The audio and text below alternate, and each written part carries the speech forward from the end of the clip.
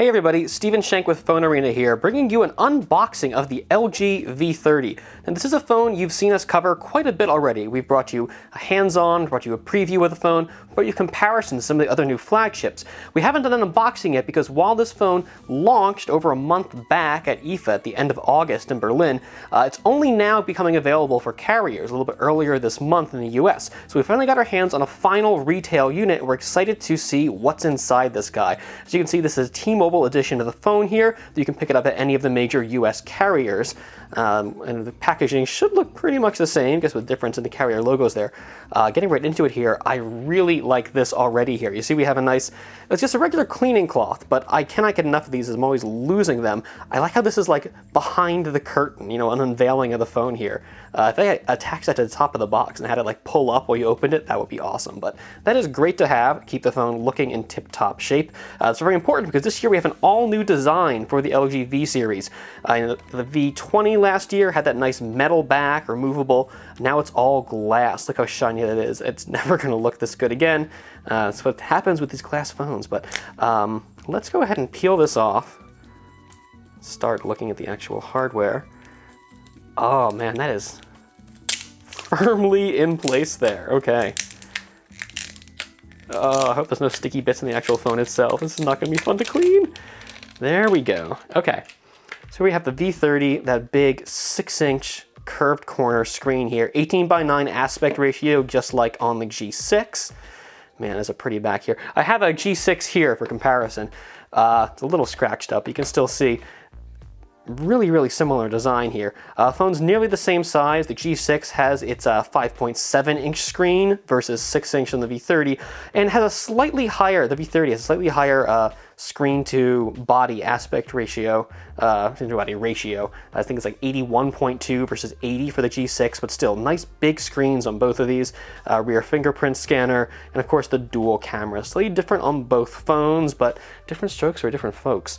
Let's start powering this guy up and then get into the rest of the hardware here in the box. Booting up, okay. All right, we got our little notice about the warranty on the phone here. Got to register within 90 days to get full coverage. All right, it's easy enough. Let's see, some documentation and a SIM tool by the looks of it. Yeah, sure enough, okay. We're going to pop in our SIM and micro SD card. Welcome guide to the V30. Introduction to setting the phone up, compatibility with accessories, where everything's located, all that good stuff. Oh, wireless charging, that's great to see. You know, the metal back on the V20 was nice. You had a replaceable battery, but wireless charging built in, I think I might just take that any day over removable battery. Let's get this out of the way. And well, let's start setting this guy up before we start getting into the rest of the materials here. Yeah, I know that'd be nice, but... Okay, go ahead and get this configured. Alright, the V30 is in the middle of getting itself set up here while it's pulling some info down from the servers. Let's go through the rest of the hardware here. We've got our T-Mobile SIM card, because we went with that carrier edition, but like I said, you can get this from any of the major carriers, so no problem getting it with the network of your choice. We have the quick charger here. I believe this thing does support quick charge 3.0 for nice and speedy recharge. Yeah, it's got the higher voltage, higher amp output, just like we'd expect on any major phone in 2017. As well as, speaking of what we expect, a USB Type-C cable. I hate it when I see micro USB on phones in this day and age, so I mean, there was no chance the V30 was going to fall behind. But just to see that there, and that is it. No headphones, no.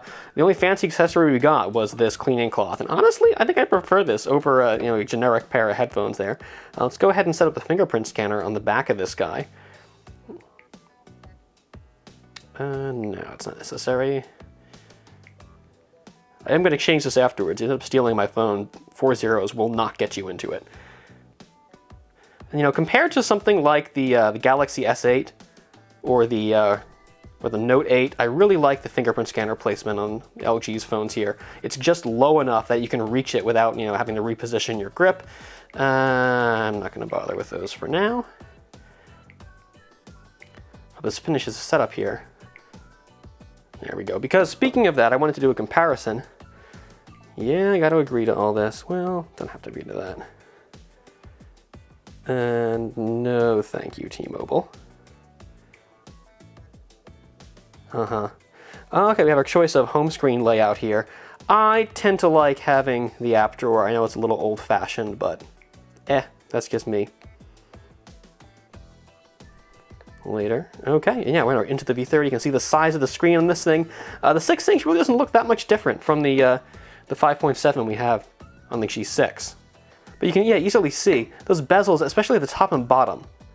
You have the curved edges on this, so it's going to go a little closer to the edges there. But the top and bottom, you can see the difference in the layout between the G6 and the V30. How that's going to make a difference. We're giving you, more on-screen space for media, for websites. I guess more room in general in which to work. Okay, so you get the floating bar this year that replaces the secondary screen on the V20 to get your notifications and quick access to apps and shortcuts.